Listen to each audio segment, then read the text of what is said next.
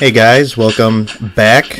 We are here in week 7, and we are going to get right down to it, as we have the second major assignment in the class, which is the group project that is due this Sunday, July 23rd, by 11:59 p.m. So before we get into that, I just wanted to remind everyone that even though there is a major project due this week, you guys do have an individual assignment as well. So let me kind of get into that first and foremost. It is the reading and response analyzing multimedia arguments, pages 368 to 374 in your textbook. Now, I know that last week some of you expressed issues regarding having the textbook without the readings.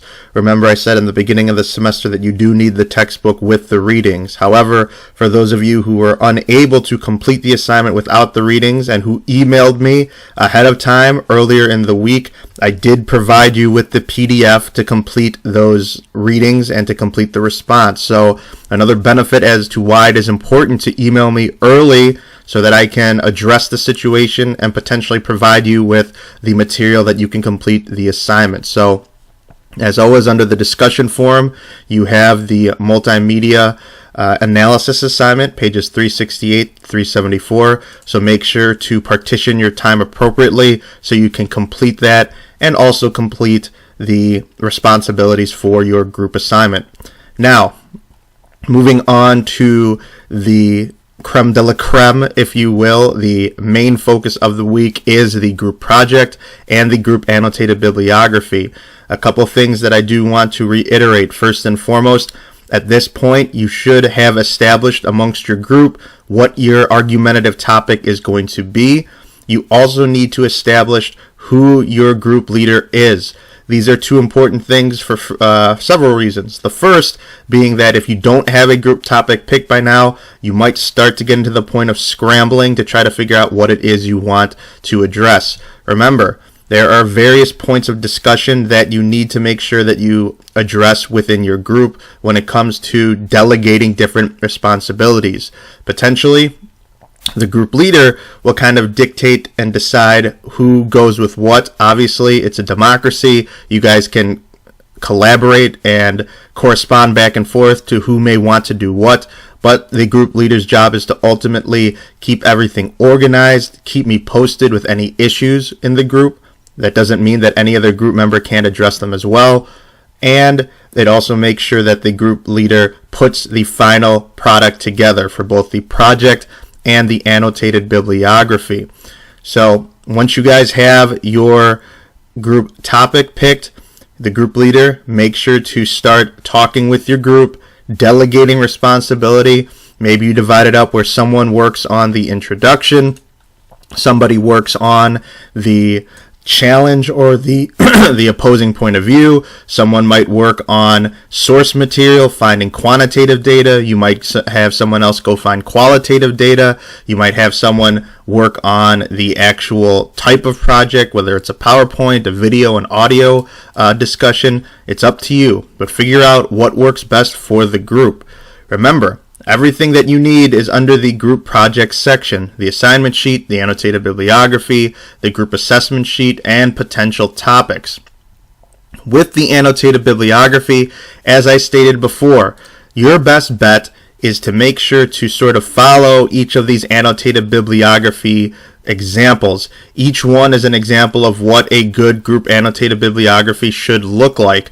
Your statement of scope, anywhere from 50 to 100 words, identifying what the common thread is among the articles or sources that you're using. So, for example, if you're writing a project, or you're putting a project together about these negative aspects of social media, then the articles or sources should exemplify that. The following sources explore the prevalence and appeal of negative aspects of social media.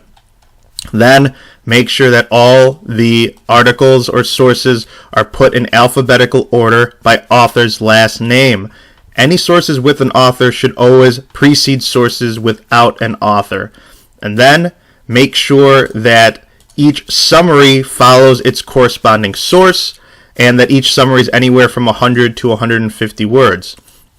Keep in mind that each member of the group is responsible for at least 2 properly cited sources and 2 summaries. However, it is up to the group leader to make sure that it is put together appropriately, alphabetical order, statement of scope is intact, and that everything checks out.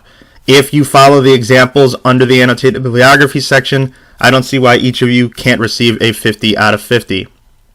Also, make sure to reference the various examples here for the group projects. I've uploaded the audio one earlier last week, so that's now available to you as well. But each of these is a viable option for you guys to utilize. So you might have someone who's better in depth at PowerPoints or at making videos or putting audio together or even a website. So coordinate with them to figure out what would be the most potentially strongest project.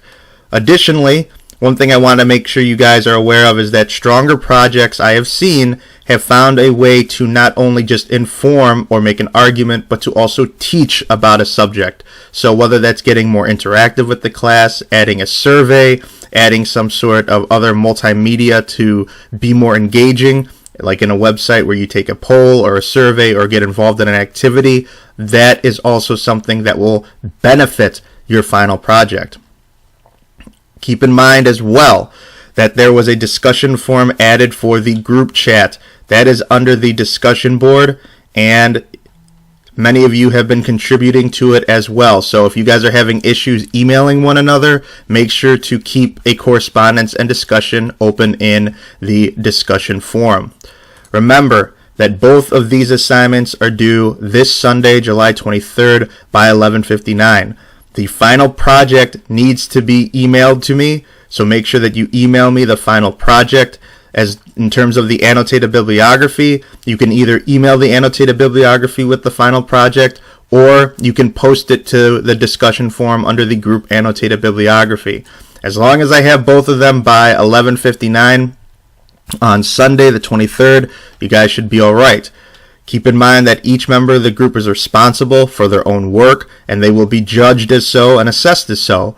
However, there are elements that will affect the entire group in terms of if the annotated bibliography is put together appropriately, if the group project is put together appropriately, unless told to me otherwise by group members or the group leader that this person was responsible for this particular section, did not complete it, and then that way the group will not be affected. Obviously, the annotated bibliography, I will be able to see who wrote what, as you are supposed to put the different people under each annotated bibliography section, so I know who contributed where, but just make sure to stay on top of everything. Email me if you guys have questions. You do not have to be the group leader to bring up a concern. Group leaders, stay on top of everything. Keep your group organized. Keep conversations open. Do not wait till the last minute to finish this larger project, because unlike some of the previous week's responses, this does require collaboration. This does require a group effort. So stay on top of it, stay focused, and let me know if you guys have any other comments, questions, or concerns. Have a good week, and I look forward to seeing what the final projects look like.